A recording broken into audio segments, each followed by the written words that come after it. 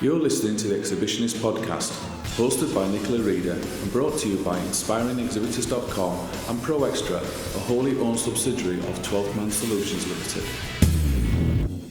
Hi there and welcome to episode 29 of the Exhibitionist podcast. I'm your host Nicola Reader, and as always, thank you so much for tuning in. No big long intro from me on this episode. We are going straight over to our guests, and this week it's coming to you from Event Tech Live, where we took a number of exhibitors from across the show floor and asked them their thoughts on what their products and services are, how they're helping exhibitors, and what's new and interesting in the world of event tech. One thing we will say is obviously we recorded this live at the show, so there is a little bit of background noise, but that's live events for you. But hopefully you'll get some great insight on everything that's new and exciting in event tech. So over to our guests.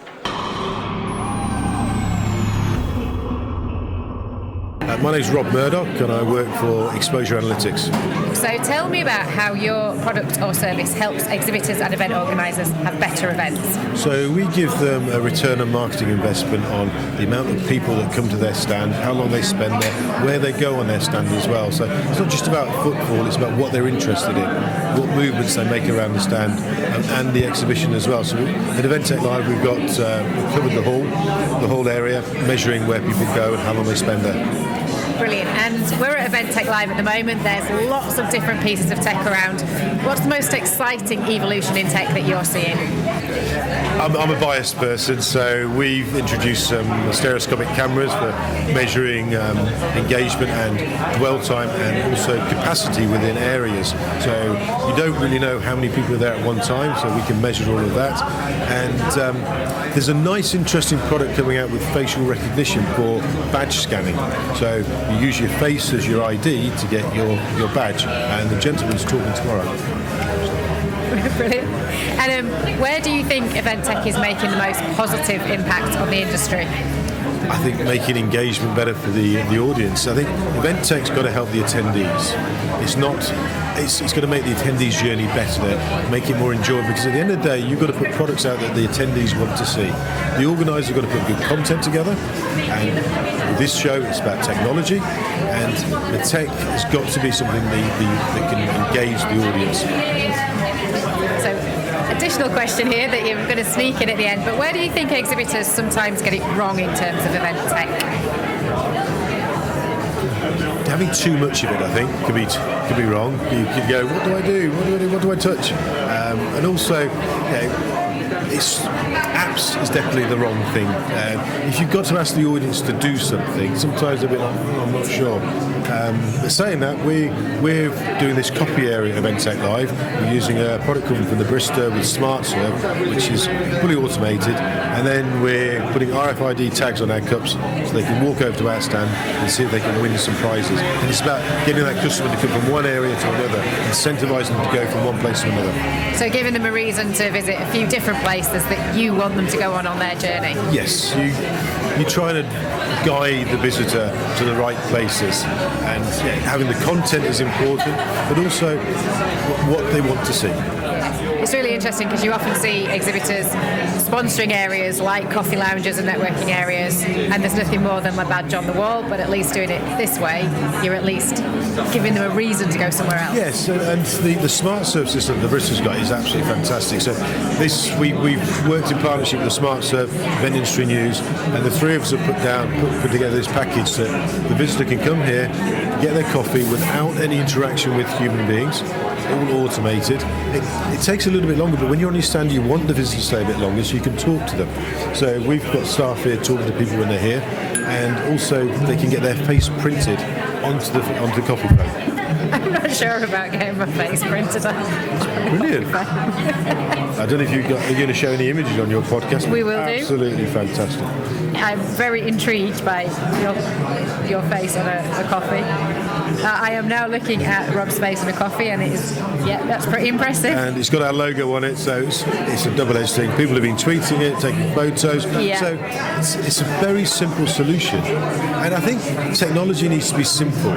So if you make it too complicated, too clunky, it's not going to work. So with our technology putting it out around this show, it took us 15 minutes this morning to put it out. Yeah. And it's there, nice. working. Brilliant. We'll have a fantastic show, and thank you very much indeed. Thank you very much. My name is Callum Gill. I'm Head of Insight and Innovation at creative communications agency DRPG. So, Callum, tell us about how your product or service helps exhibitors and event organisers. Well, I suppose from my perspective, where I start in the communications team is thinking about it from the holistic view. So starting at the very top in understanding the audience that's going to attend an event, why they're going to go to an exhibition, what they're going to get from a stand, how you measure it and how you communicate with them afterwards. So in nuts and bolts, we do everything from stand design to speaker engagement training, so stand staff engagement training, right through to measurement technology, engagement technology and interaction on the stand. But for our money, and what it's all about for us, is understanding the audience. That is the key thing. It's all well and good setting up a stand, expecting people to come through, but if you haven't thought about who is going to come through and why they're going to come through, you're not going to get good footfall and you're not going to get good ROI from your exhibition stand. I so love that answer. All the exhibitors we work with, a lot of the exhibitors we work with, don't go to that very kind of crucial point at the beginning of the process to think, what is it that I'm trying to achieve? Who do I want to meet? So where do you think exhibitors are maybe going wrong some of the time when they don't understand who it is they're trying to talk to? There's a couple of things, and probably one of the prominent ones that we see again and again is the assumption that simply because you've been to an exhibition before or it's an exhibition in your industry, you should be there and you should be doing it, and that's your main reason for winding up there and for building something, which always has a knock-on effect of subsequently not putting the right people there. Sometimes a junior marketing team might go, people who've been in the industry for a couple of months maybe, because it's not a very glamorous position to be standing on the stand all day and getting these interactions. And my CEO, Dale Parmenter, who runs DRPG, once made the bold statement that if your own CEO isn't willing to get on the exhibition stand, you probably shouldn't be at the exhibition, because you're not showing that level of respect to the audience who are going through. And of course it doesn't have to be the CEO, but a little bit of identification of why you're going in the first place and who's going to be there goes a long way, and we don't see that too often. There's also an instance or instances that we've seen quite a few times of it sort of being an inter-stand competitor competition, if you like, between them and who's got the biggest stand, the flashiest stand with the most bells and whistles, and that's not a good way to approach presence at an event, which will cost your business a lot of money year on year on year. And there are absolute crucial reasons why you should be at these events, and showing off to your competitors definitely isn't one of them. Yeah, that's such a great point. It isn't often the biggest stands that are the best, it's just the ones that have spent the most, rather than actually really understanding what the USP is, what the proposition is. So we're here today at Event Tech Live, surrounded by lots of new technology, lots of tools, lots of toys. What have you seen that's really exciting you in the tech arena at the moment? So it's a company that we work with and whose technology we build into our own native app. But there's some guys here from Crowd Connected, and effectively what we're talking about there is using mobile devices and beacons to measure delegate or attendee footfall, movement and interaction around spaces. The biggest issue that we always see with this type of interaction, this type of space, is that measurement is often linked to stand interactions. So you have to scan a badge, you have to take those details down and all that kind of stuff. When in reality, that should just be organic. It should just be happening in the background. You should know whether people have come because of the nature of how they downloaded the app to get to the event. And it's something that we have to labour more often with clients than I would like. So we speak to a client, they'll be attending an exhibition, they'll be putting a stand in, and they'll be largely unconcerned with what they're doing personally to measure the quality of people who come to it, what their value is to the organisation, beyond scanning the badge or whatever flavour of the month interaction technology you can scan or tap together or whatever it is. When in reality you should be delivering hard metrics based on movement around the entire arena, dwell time at different organisations, your competitors' organised stands as well, because you can get all that data, and all it takes is building the right technology into an app. In terms of the future, what we're going to start to see more and more of, and I actually just did a talk about this, is virtual delegates attending exhibitions. And I'm not talking about roving iPads on screens and segways or anything like that. I'm talking about them being physically elsewhere and you being able to view and see them through mixed reality or virtual reality devices, and then having similar experiences to you.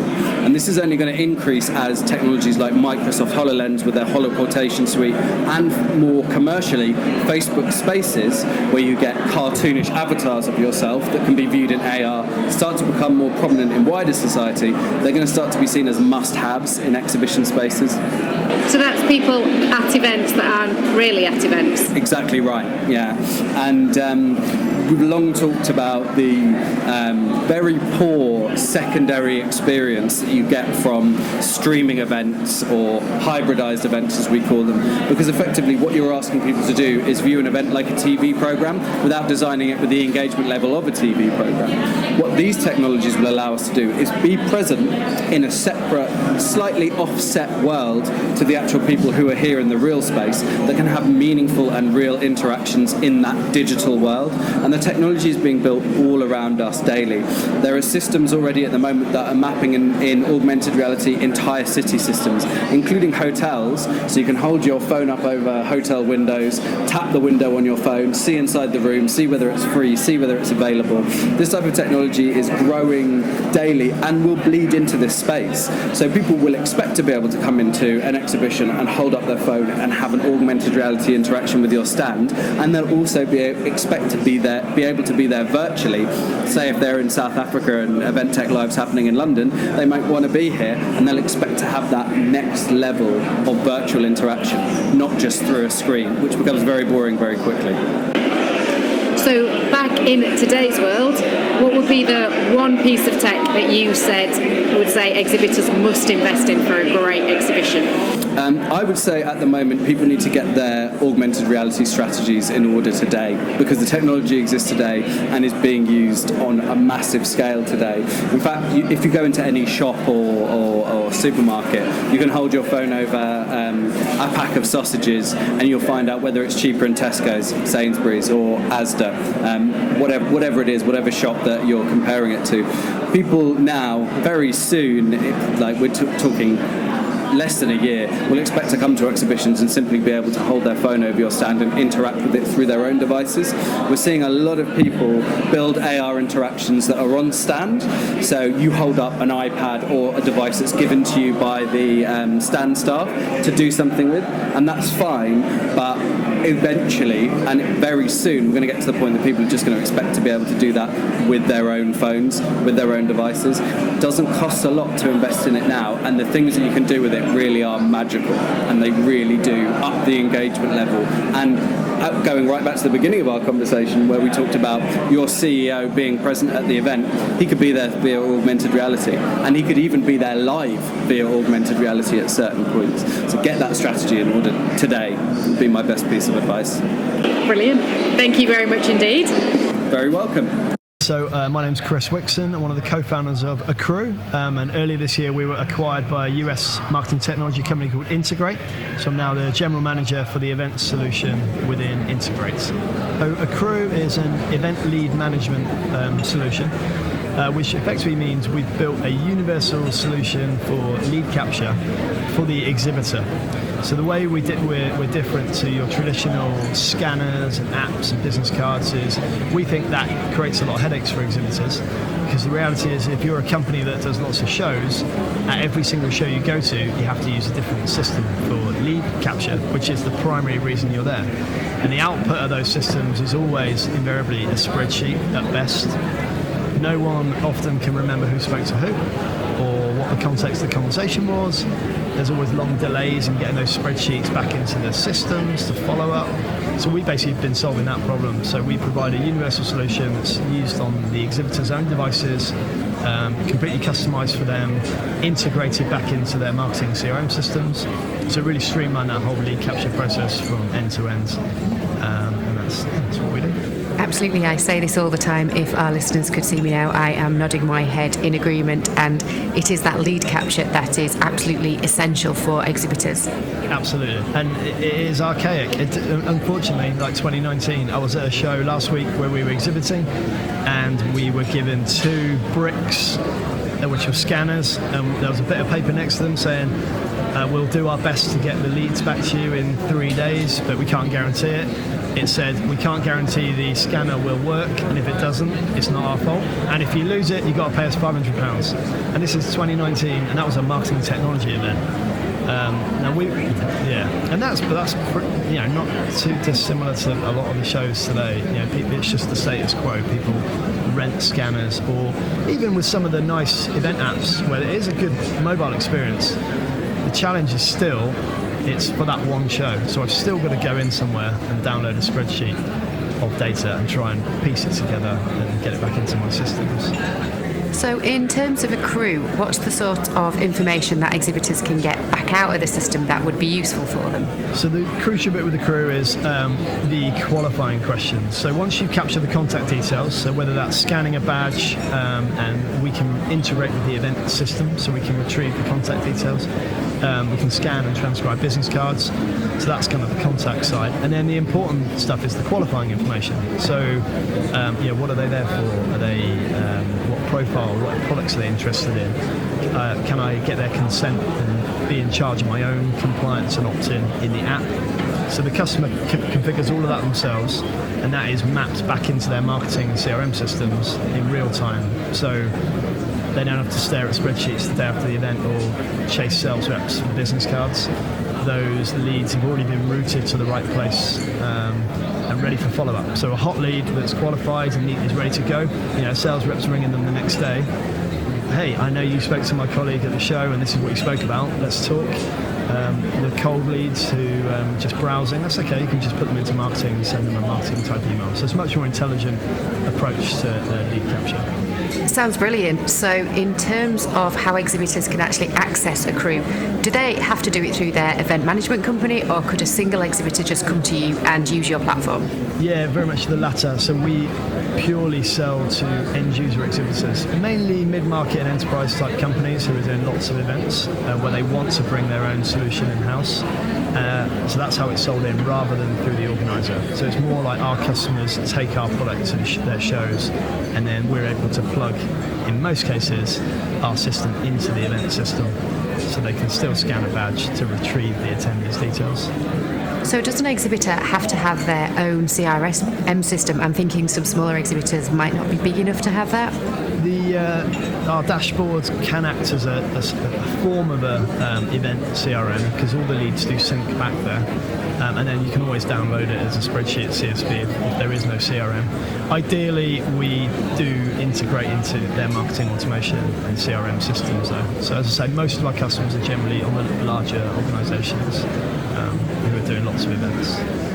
So anybody out there listening will know that we are absolute evangelists for lead capture, and we think it's at the heart of everything that exhibitors do. So it's fantastic to talk to you, who is putting the exhibitor really at the heart of that rather than the event management company. It's really been my big bugbear with the events industry over the last few years, is that I don't think organisers place exhibitors first. I think exhibitors are often despite being the paying customer, are often forced to use systems, to use tools. I wrote a blog post recently. A senior global events director tell me she feels like she's held to ransom at every event she does, because she pays 50, 100k to exhibit, and then 2 weeks before she has to pay some more money to rent scanners or access the app for the very reason she's exhibiting. So we're trying to change that, because I think it feels the wrong way around to me.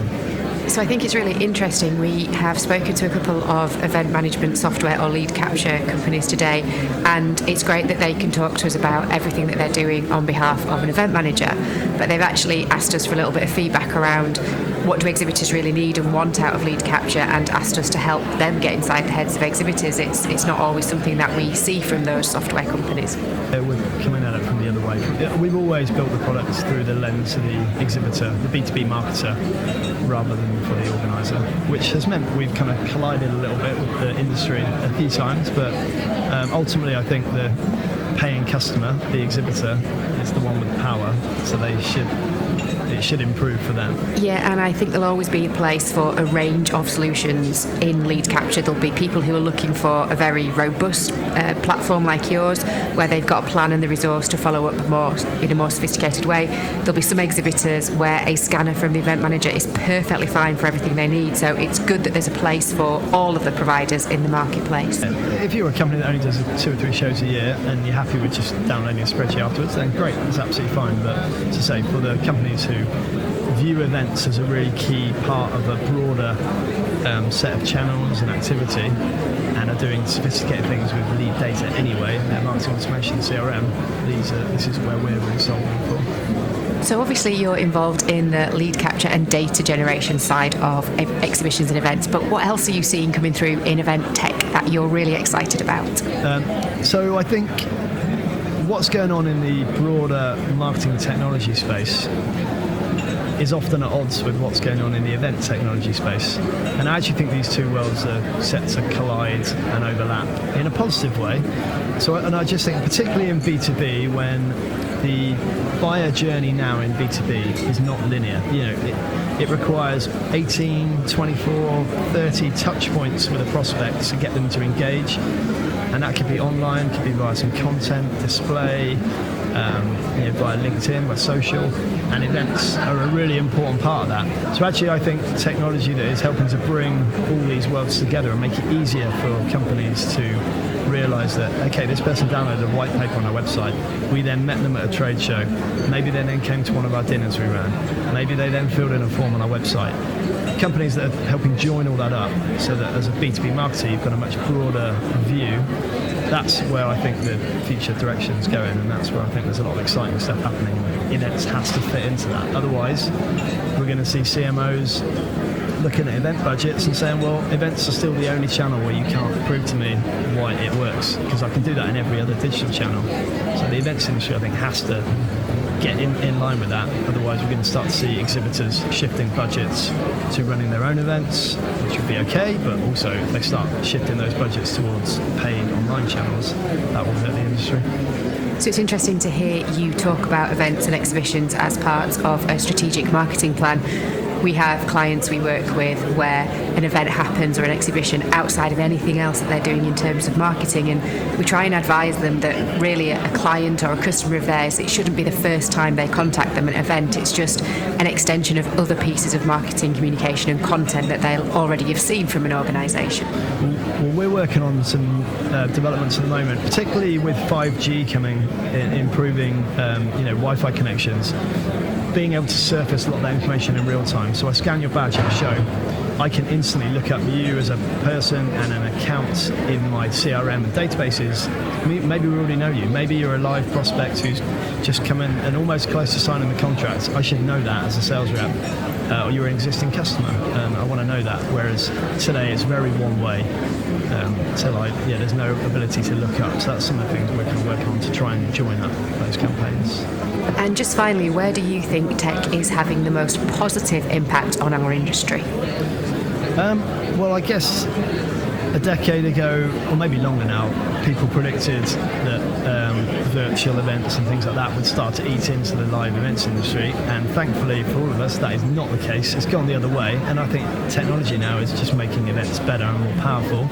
I do think there is arguably there's obviously a lot of event tech now, and it's a bit like the marketing technology space where there's thousands of vendors now, and it's getting harder for companies to realise what they should be using and where and what the best use case of it. So I think as things settle down in the next few years, there might be some consolidation, but ultimately I think events with a great tech base make it much easier for people to connect, networking to take place, people to join up those conversations. So I think ultimately technology is only improving events. Yeah, so we shouldn't be talking about how tech replaces face-to-face conversations or events in any way. It's about how tech can enhance those and build on them and make them more powerful. It's not about one or the other or tech replacing anything we're doing in the live events and face-to-face area. So Chris, it's been fantastic talking to you. Thank you for your time. What is your website address? Where can people find you? So for the next few weeks, accrue.com, so AKKROO.com, and as we become more part of the Integrate organisation, integrate.com is our parent company, and there's some exciting things happening there. So Good luck with all of that, Chris, and thank you so much for your time.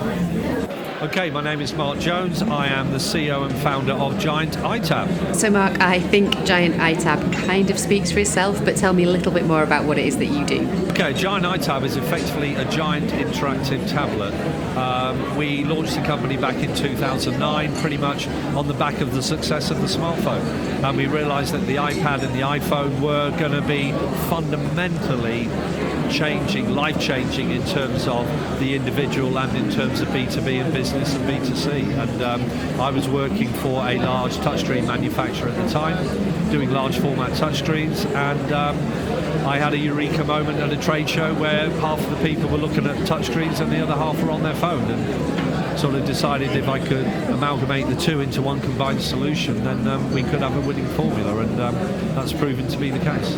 So it basically is everything that your smartphone does, but 100 times bigger than your smartphone. Exactly right. It's 100 times bigger or thereabouts, depending on the size of the unit. But yeah, the idea is what we do is we use our large format touchscreen configured to look and feel as a smartphone to magnify a brand experience, to magnify an event experience, and to more importantly magnify the mobile experience. So we work with people like ABN AMRO in Holland who use our touchscreens to train their staff and customers and migrate them to mobile banking. So by providing a giant smartphone, they're able to turn that single user into a group experience and turn it into an exhibition where you can attract people onto your stand and you can present to a group of people in one time, or in a retail branch of a bank where you want to show people how to use mobile banking, or indeed a retail store like Harrods where you want people to go on the website and look at the portfolio of products available. But a point of interaction, a point of engagement. We all live in a very busy, cluttered world. We're bombarded with messages in left, right and centre. So to have a device that people can see, are familiar with, are comfortable with, they already know how to use, is a real winning formula in terms of getting people to interact and engage with your brand. So this week at Event Tech Live, we have seen the Giant iTab all over the show floor, and it's been really, really useful for things like looking at floor plans and finding those bits of information that you need. So really useful for all visitors here. But what else is there across the show floor that has caught your eye and is getting you excited this week? I think one of the overriding thoughts that I see and read about as trying to position our company as thought leaders is that there is an enormous growth in audio-visual technology. And I was reading a report only last week talking about in the next 5 years, every single company, every single person, whether it be a school or a charity or an individual, will be involved in audio-visual technology, both on a personal level and a business level. I think they were saying that audio-visual technology is going to be one of the highest growth sectors over the next 5 years in the world. And the second to that is the events industry. Because in spite of the power of technology and the ability to do a remote conferencing with someone in, for instance, we had a remote conference call with one of our partners in Chicago last night. We were also with them in Los Angeles the week before on a face-to-face meeting, because people want to do business with people. I'm very much old school. I like to shake someone's hands. I like to look at the whites of their eyes. I like to see their reaction when I tell them something that I feel is important. And I think that human element is coming to the fore even more. As technology is driving us to become more insular, there's a need for events to create that interaction, that point of engagement on a personal level and on a one-to-one humanistic level. And I think that is such a crucial point when we're thinking about exhibitors and things that we're seeing on the show floor this week, and it's all about enhancing what you're doing to face-to-face and building on those relationships rather than replacing anything. Oh, absolutely. I'm delighted to hear you say that. Yeah. I mean, the events industry is about creating engagement with your brand, but on a personal level with a one-to-one person. And technology is a tool to enable that. It's not a substitute. So it sounds as though you are having a brilliant time at Event Tech Live this week, and really it's for any exhibitors who are thinking about creating some interaction action and some noise and some crowd participation on their stand, then Giant iTab is a fantastic solution for them to be able to bring to life really some of their websites or content and things that people can get involved in. Absolutely, yeah. I mean, you've summed it up very, very well. I mean, essentially, the Giant iTab can take any digital content, including apps, run it natively. You can show a website, a PDF, a brochure, a video, a picture gallery. Everybody has digital content. Everybody has their marketing and sales information in a digital format. All we do is we repurpose that on a large format touchscreen. Adding touch enables people to interact and to look at that information at their leisure. There's quite a few adages going around, one of which at the moment is, people, I was at the airport the other day watching people going up to the screens and touching them, and if it's not touched, they think it's broken, because everybody's expecting it to be touched now. People want to engage and interact, and having that smartphone look and feel is so important to overcome that fear factor that people do genuinely have with technology.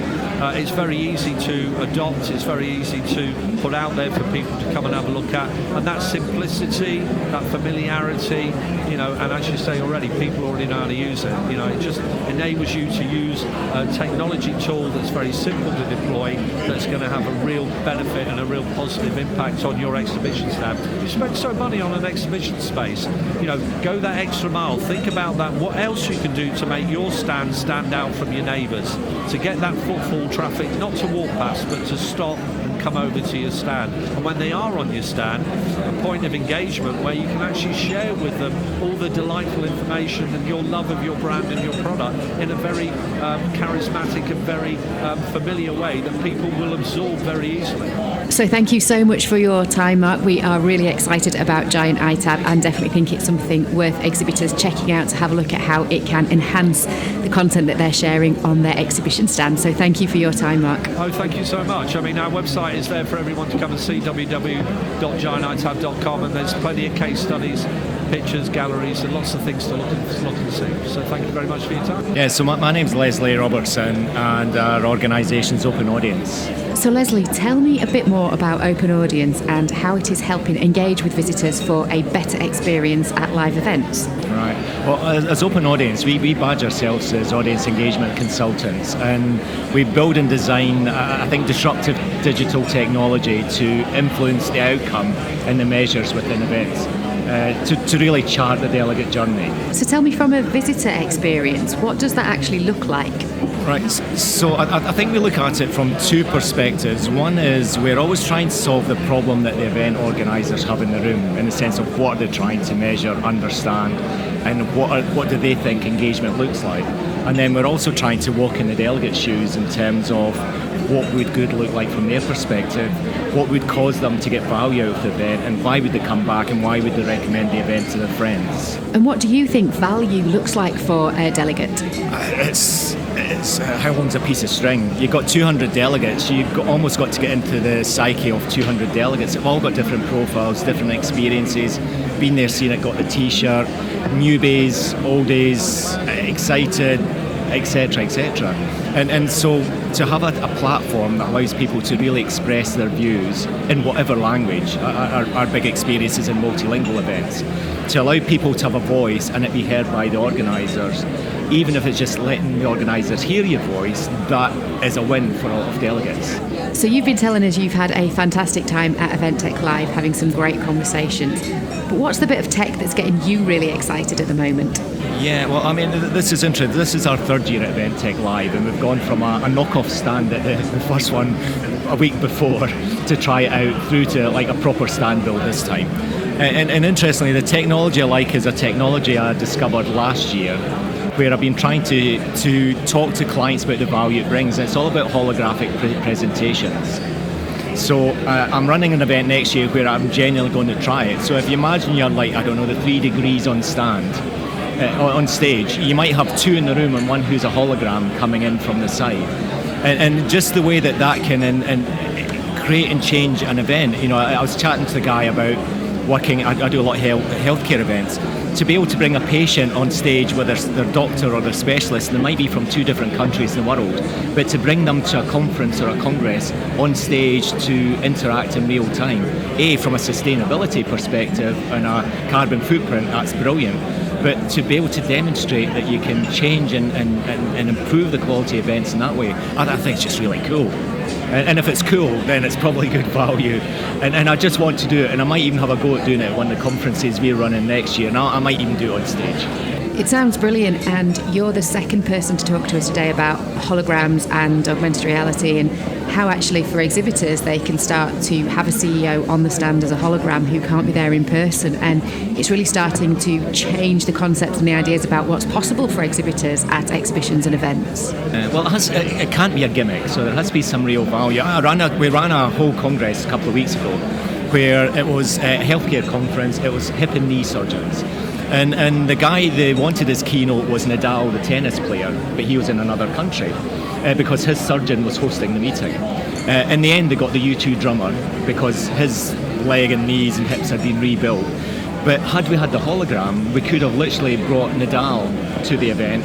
It was in Madrid. It would have been more relevant and more current because it's a Spanish tennis player. And had I known and remembered about this technology, that's something we could have experimented with. It's so exciting. So where do you think, Leslie, that tech is having the biggest, most positive impact on our industry? For me and what we do, it's about measuring the behavioural outcomes. It's about measuring the insight and tracking the delegate journey. So I think people have it's kind of like a transition where there's still a lot of people which is, well, let's just take Q&A and ask a few polls. But if you can really truly measure the value of an event from what did you know a month out, what do you think about, what's your expectations, what would be helpful to learn, and actually be able to track that through the delegate journey and extend it beyond the event, and use technology in a way where you may be disrupting the way that events are run. And I think we've got a lot of very good examples where the agenda in the afternoon of a meeting has changed because of the interactivity in the morning. So if you can work with an organisation and a team who have got flexibility of thought and mind and approach, where they're willing to go with where the audience wants to go, then that disruptive piece is the thing that I think adds most value to an event. Yeah, so you were talking to us before we started recording about how for seminar sessions now you can put up a whole host of topics and let the delegates and the audience decide which are the ones that maybe they want to see and get presented, and from that we can be really sure that it's delivering the most relevant, the most wanted content to that audience, but also making the audience feel like they're part of it, part of the decision making that goes into putting together their conference and their event. Well, I think if people go to, a finance event or a medical education event or whatever, it's the same old keynote speakers. They've probably seen the presentation in different forms. So to some extent, to make it different and avoid boredom, if nothing else. The very fact that we worked in an organisation where we were brave enough to say, right, okay, we'll prepare more material than we need, but within a framework of, say it was breast cancer or whatever. But what we want to do is give the audience the opportunity to choose which sessions are most relevant in the time and drive the Q&A to what the audience wants rather than what the organisation and the keynote speakers feel that they want to give to the audience. So why not let the audience suck out the information that they will have that's most relevant to them. So it's kind of like X Factor for conferences? Yeah. Oh no, we need to get opportunity in conferences. No, yeah, we've dabbled in virtual reality or augmented reality with the idea. I've had a go through our solution of doing augmented reality voting buttons, so that through your phone you can see buttons to vote that are just floating in mid-air. So you can actually have an audience that votes like the golden buzzer of whatever on X Factor. You can actually get the audience to vote through their phone through augmented reality. And I think that'd be cool. I love this idea. So anybody out there listening who wants to implement this idea and go for it, then Leslie and I are your people to sort that out for you. It's easy to do. I've got tech that will allow you to do it, and I'm thinking about how to build that into an event without it being seen as a gimmick. My name is Illich Holosh, and our organization is Jewelbox. My company is. We're from Hungary, Budapest, but also we are an international startup company, startup/company. We have partners in the United States and in whole Europe as well. So tell me how Jewelbox is helping organisers and exhibitors have more engaging events. I guess the point is where you have just said engaging events. So this is what we actually do. We offer a web browser-based software what actually involves all the audience at an event, which means that we offer different kind of activities, starting from conference tools such as question and answer or live poll sessions, going further till I don't know, three-dimensional games and so on. The point is that you have to involve the audience and offer interactivity for them, because nowadays it's not enough that you just only have only an event. You need entertainment to offer for your participants, and this is what we are good at. We are gamificating. This is in our DNA. So as I understand it, it's gamification around content at conferences or exhibitions, live theatres, to get the audience engaged, get them participating more and feel part of that presentation. That's right. That sounds brilliant, but tell me about the bit of tech that is getting you really excited on the show floor this week. Already being here, what I get really excited is that what I experience is that we've been previously in trade shows in Britain, United Kingdom. I'm sorry. A year ago, but not even Tech Live. And what I've experienced there is that British people try to trade between themselves. And when I was there, they were like, okay, it's good that you're here from other side of Europe, but we already have our businesses here. So get out of our side, or something like that. And what I experienced here at Event Tech Live is that they support so much all the Europeans. And I'm very glad to hear that, because it's not like they are doing their own business and get out of it. We are totally involved, and this is what I pretty like. Brilliant. And where do you think that tech is making the most positive impact on exhibitions and live events? To be honest, I don't really know. So what I see is that gamification is a total necessity, and it doesn't matter whether people are using our app or a totally different kind. It's very much important because people need gaming and live sessions. So for them, it's not anymore enough, as previously mentioned, just to take part in a conference and listen to different kind of speech sections and so. So gamification is this word that we seem to be throwing around a lot at the moment. So give us a really simple explanation of what gamification actually is. Yeah, I know you've asked for a really simple explanation, but it's pretty difficult because we are not like what everybody says by definition gamification. What we do and what gamification for us means is that we offer games and the people feel like they are involved and they get everything that is necessary for them to feel enjoyed. So this is what we what we mean by saying gamification. Of course, I know the official explanation is totally different, but we offer scores for everything, even for arriving on time, and they get extra 10 points and so. So this is what we call gamification at Dualbox. So it's making content more engaging, more entertaining, and just trying to encourage more delegates and the audience to participate. Exactly. So it sounds fantastic. If people want to know more about Dualbox, where can they find you? Our website is dualbox.com, and I would suggest to send an email to ilish@dualbox.com. And that's Dualbox, DUELBOX.com. That's right. Thank you very much. Appreciate the chance. Brilliant. Thank you. Have a great show. Thank you. Yeah, so my name's Greg. I'm the head of comms for Interprify.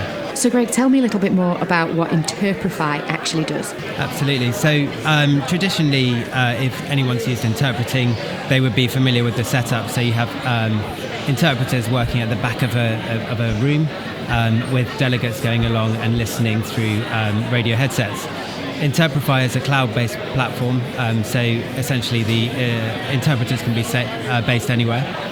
And that means for event planners, massive cost savings because they don't need to hire the booths and the specialist AV equipment, nor do they need to fly in interpreters and pay for their accommodation. And it also removes the admin and complexity of an event. And we see that particularly when it's scaled up to larger events with breakout sessions and so on.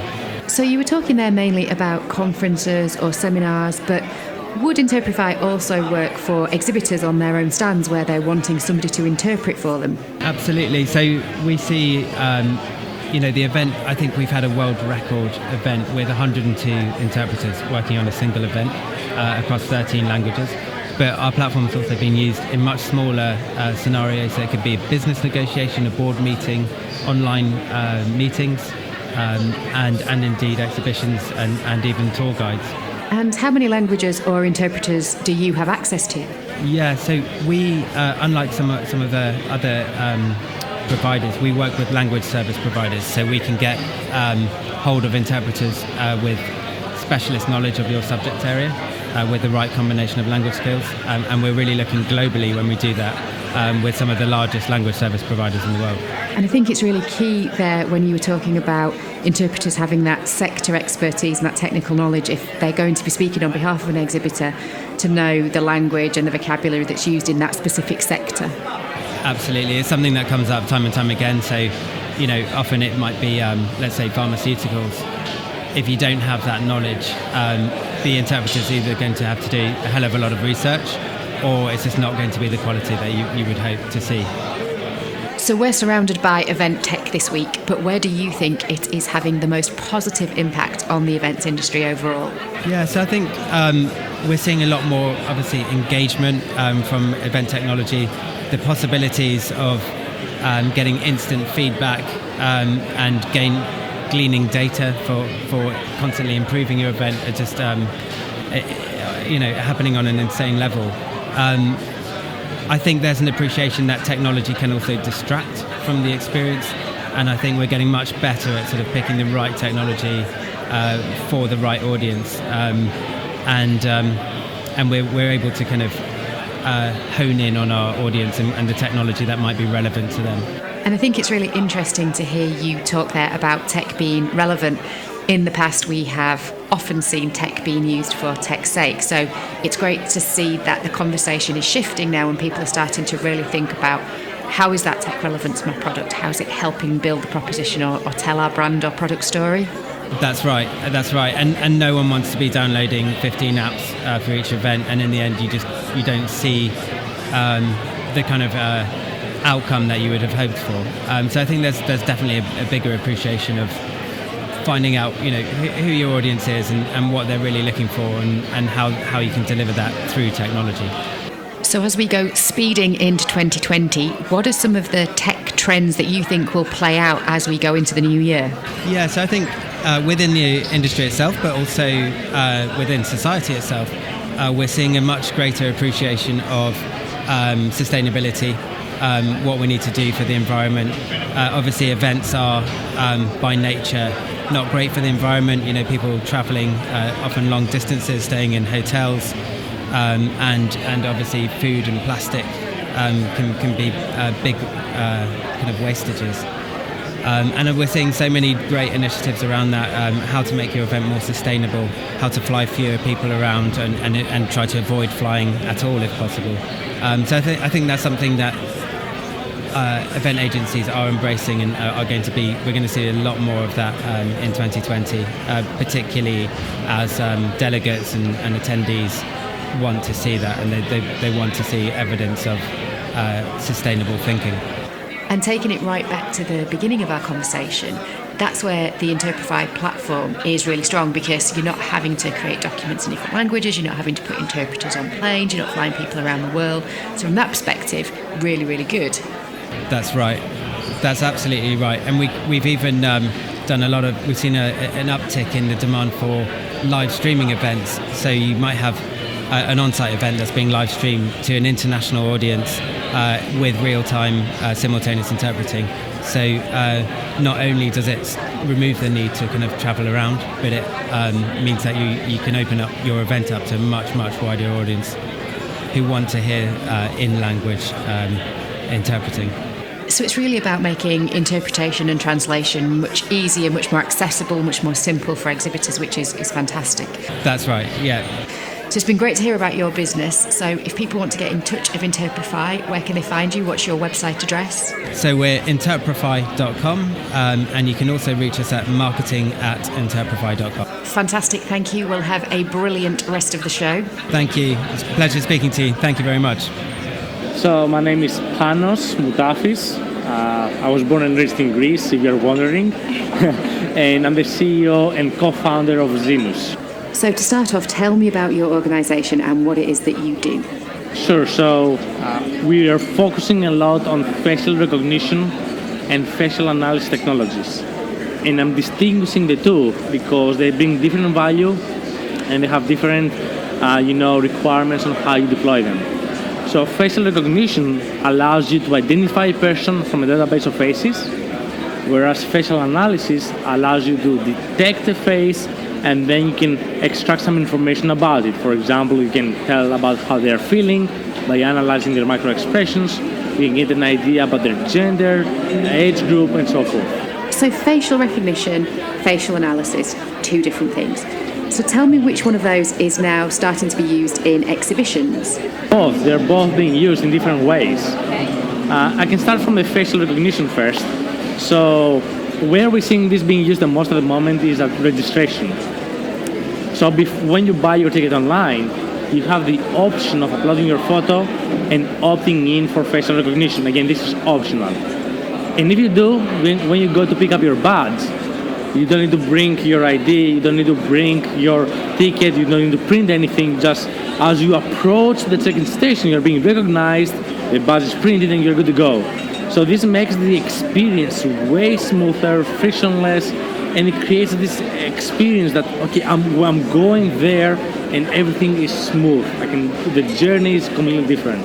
And that's the first thing. So it helps the attendee because, at least myself, I'm always stressed about finding the QR code on my phone, the emails, and so forth. So it removes the stress out of the entire experience. And in addition, it eradicates lines. Nobody likes waiting in lines. Event organizers, registration, on-site registration is a pain. So not having to worry about this is huge. So that's one. Where we don't see used as much, and I think we will start seeing this more and more, is being able to display personalized information. So right now, for example, there are these iPads around the venue here at Event Live, but right now as the user I have to go and do manual searches. Imagine if I don't, and while I'm approaching one of these information desks, it says, "Hey Panos, your next session is there," or "Lunch is being served," and displays my personalized agenda. And you do the same thing for exhibitors. So when you make an appointment with an exhibitor, they can know who is going to their booth and have all the information ready and personalize their experience. And this creates a very, very nice connection with the person. Yep, so you can definitely see how that would work to speed up queues, cut down on waiting time, and help with that personalisation experience of registration. So on the facial analysis side of things, how do you think that's starting to evolve in exhibitions and events? So again, there are many different ways that you can implement this technology. For example, one of them is sessions.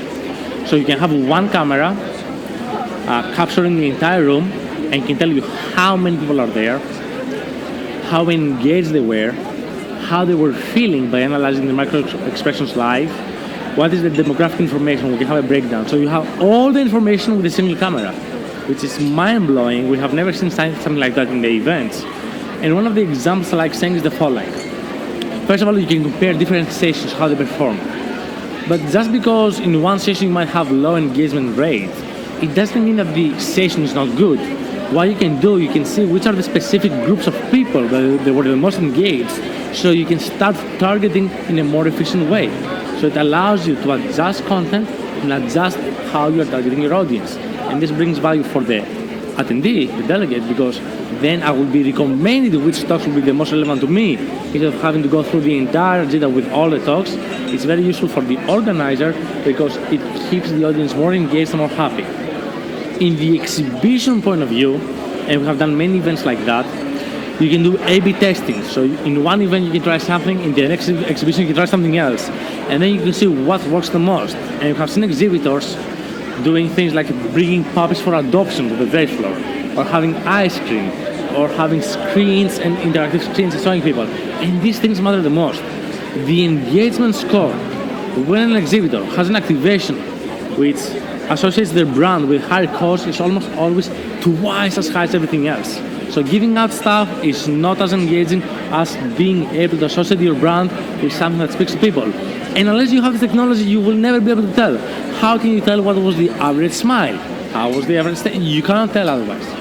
Okay, so if we think about a situation where I'm in an audience watching a session and the camera picks up on my face, could it then think about what you've seen at that session and maybe recommend 4 or 5 exhibitors that might be useful, might be able to find provide a product or service in that arena? Do we think that it's going to get to that kind of level where it can do those sorts of things? It could get to this level, but this is where we have to be careful about protecting people's privacy. So what you cannot do is have a room of people and try to identify every face in the room. People must give explicit consent before their face is being converted to a biometric signature. And if you do it like that, somebody who is sitting on the audience and didn't provide consent, especially you are forcing them to be scanned.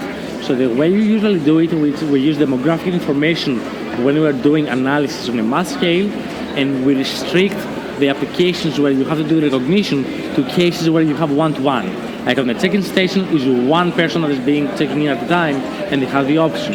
On an information desk, you have one person that is being approaching the station at a time, so you give them the option. So I can tell that you are really, really passionate about facial recognition, which is fantastic. But what else is there in the event tech world at the moment that you're getting really excited about? If I may, I'm not going to address this question directly, I will address it indirectly, and where I think this whole personalization approach is going. So for example, Event Tech Live has been working with Grip.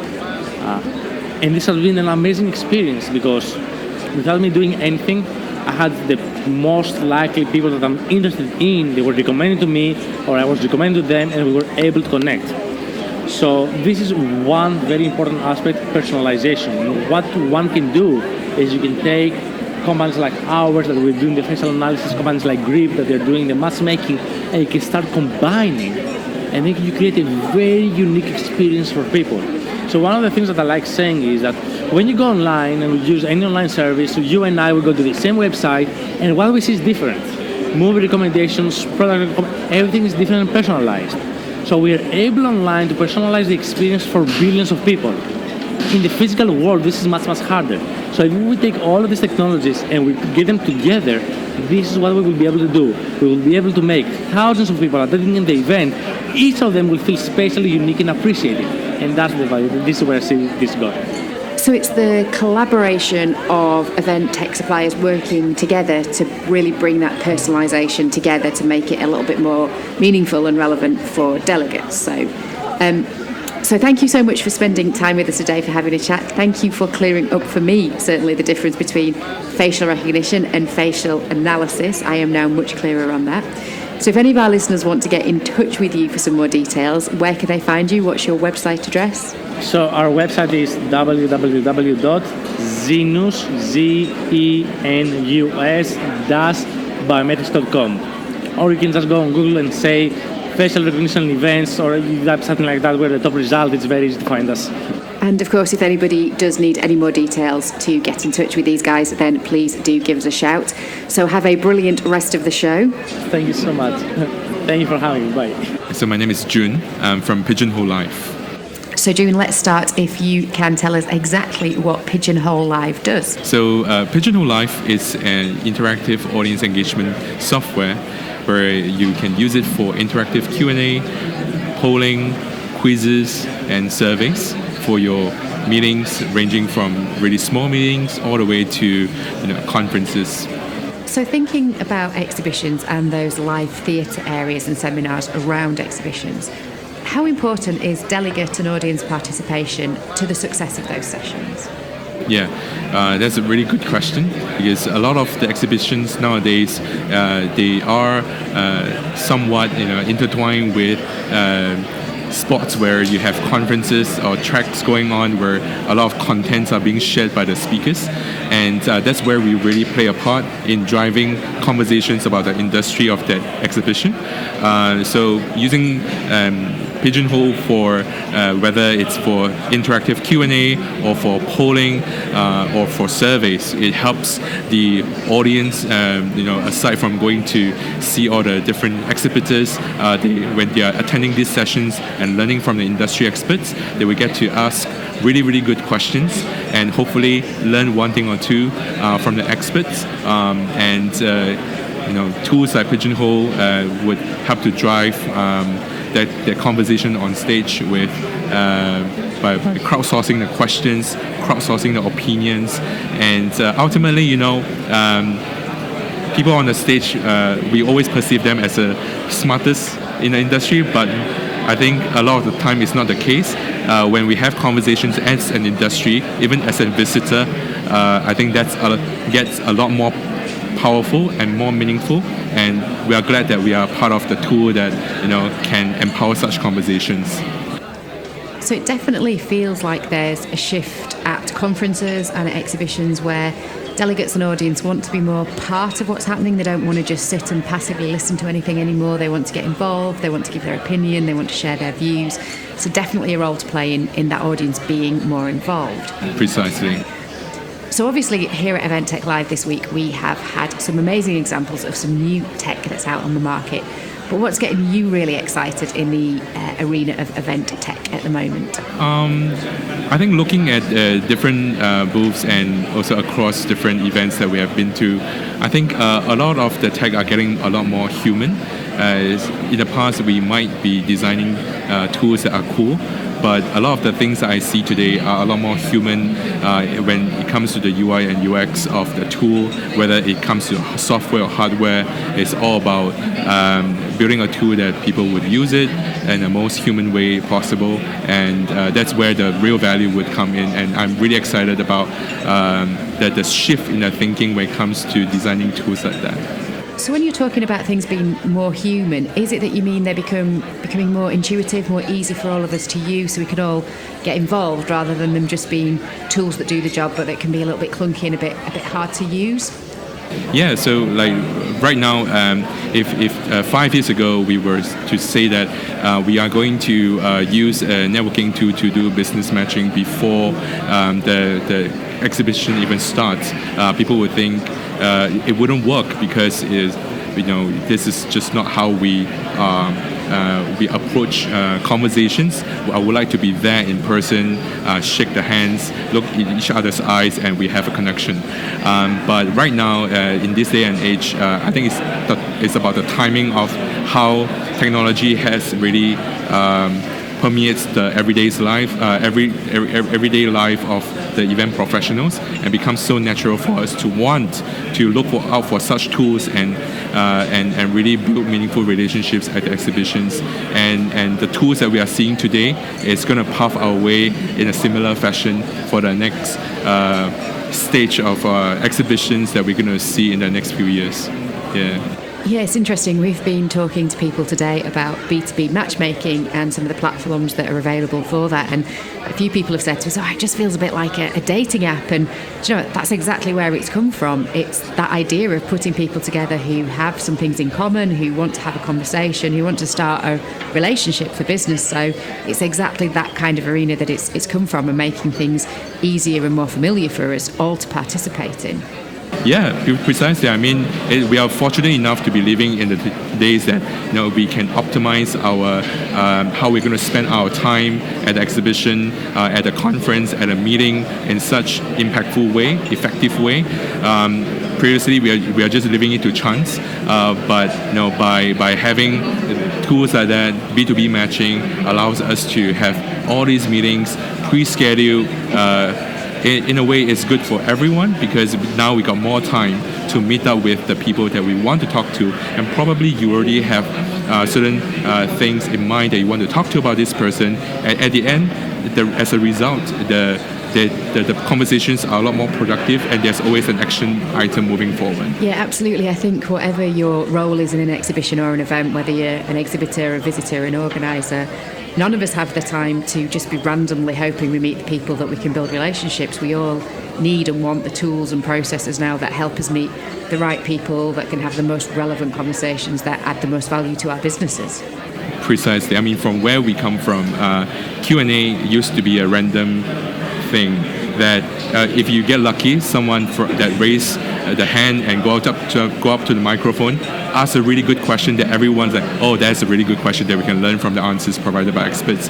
But tools like Pigeonhole Live, Slido, Glisser, Vvox at different stages now that you see, it all we are all trying to achieve one goal by allowing audience to crowdsource the questions, allowing them to vote up the questions, so that even with the 5 minutes, the same 5 minutes or 10 minutes of the Q&A time that we get on stage, we are now addressing questions that are the most concerned or the most popular among the audience. So this is really what we can look forward to for event tech moving forward from here. So it has been fantastic speaking with you today. Thank you so much for your time. And if people want to find you, what is your website address? That would be www.pigeonholelive.com. So that's pigeonholelive.com if you want to find out more details about polls and interactive audience participation for your next event. And thank you so much for your time. Thank you so much for your time as well, Nicola. I'm Udit Lakodia, Enterprise Sales Director for Visibo. We are a all-in-one event success platform. What we do is basically create a cloud of tools that people can use to run, manage events efficiently. So everything from start to finish, websites, mobile applications, registration, email marketing solution, networking solutions, engagement solutions, all the way to on-site and analytic solutions behind events. So how do you think your product, your service, is most helping exhibitors and event organisers to have better events? Yeah, so for event organizers, we're giving one-stop shop for pretty much anything and everything, so they don't feel the need to use 10 different platforms, have the reasons to integrate and, data segmentation, so that's very helpful for them to keep everything under one hood. And for exhibitors, there's quite a bit of tools that the system has, even though we're not actively selling to exhibitors as of right now. That is definitely part on our future product roadmap. Right now, you do have the ability for exhibitors to start using our lead retrieval tools that can be deployed on any device, helping them really collect leads, segment audiences, and also from all of our web and mobile app presence for the attendees. There's quite a bit of stops for exhibitors to be published, and we can measure all the click-throughs behind that and understand what the exposure was for a specific exhibitor at a specific event. Okay, and we're at Event Tech Live this week. There are lots of different pieces of technology about. What's the piece of tech that's really getting you most excited in the event world, apart from your own, of course? I think there's quite a bit of what people are doing now, including even ourselves, that's quite attractive, specifically with AI ML, using it to personalize the event attendee experience and the journey. So that's pretty exciting. Events have been kind of, one-to-many has how people have run it, and now we're trying to redo this with creating that unique experience for you from start to finish, whether it be on the registration side, all the way to the content side of things. You shouldn't see what someone next to you sees that isn't doing the same thing or isn't at the event for the same reason. So, we're trying to remove that generic approach to events and creating much more of a personalized approach. And looking around at exhibitions and how exhibitors use tech, what are some of the things that you think exhibitors get wrong with tech sometimes? There's quite a bit around that. Everyone does different things when it comes down to exhibiting at events. I think how people run and manage their booths, it's always focused on just capturing leads and taking something back home. And, they tend to forget the impression that they might be making about their brand. So that's something, I go to a lot of events personally, and I wish people focus more on really making that connection in that moment to make that memorable experience that the attendee wants to come back home and connect with you and your product, instead of you just always going for the scan, do a little quick 2-minute pitch and get them off and running. And what do you think is the biggest problem that your product, your service solves for event organisers? So for event organizers, really the one-stop shop is a big part of it, but we are a very data-oriented platform. So at every step of the interaction, whether it be from a registration, the mobile app, the attendee experience products, or the attendee engagement products, we're capturing quite a bit of data, and now we're doing it across a portfolio of events. So if you're an organization that runs 10 to 15 different events, and someone like myself comes to a few of those, how I interacted with you throughout all of those different events can be brought under one hood so you can understand what's more important to me, and then finally connect that with the personalization aspect when you do your 5th event that I might be interested in. So that's fantastic for visitors and feeling like they don't have to keep putting in the same sorts of information, that they're getting details that are relevant from the event organizer. It's all coming back to that, making that visitor feel like they're more than just a number to an event organizer. Exactly. Brilliant. Well, have a fantastic time. Good luck at the awards ceremony tonight. We hope you're a winner, and thank you for taking the time to talk to us today. Thank you so much. Appreciate your time.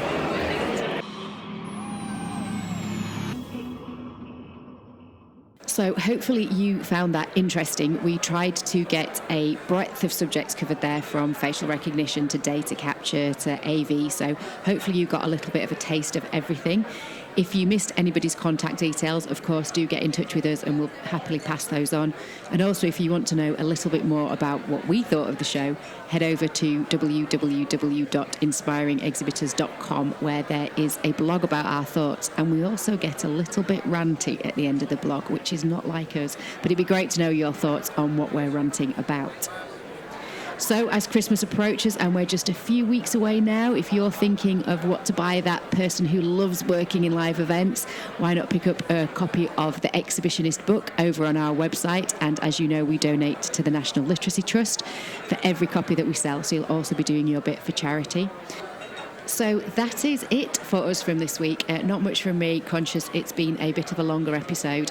But as always, you can get in touch with us in the usual ways via the website, www.inspiringexhibitors.com, or via LinkedIn and Twitter. Have a great couple of weeks getting your plans ready for your live events in 2020, and we'll be back to speak to you soon. Happy exhibitioning. Hop over now to inspiringexhibitors.com to subscribe to our newsletters, blogs and future podcasts, keeping you up to date with industry insight. While there, you can also find out more of our book, The Exhibitionist, Inspiring Trade Show Excellence. Once again, thank you for listening.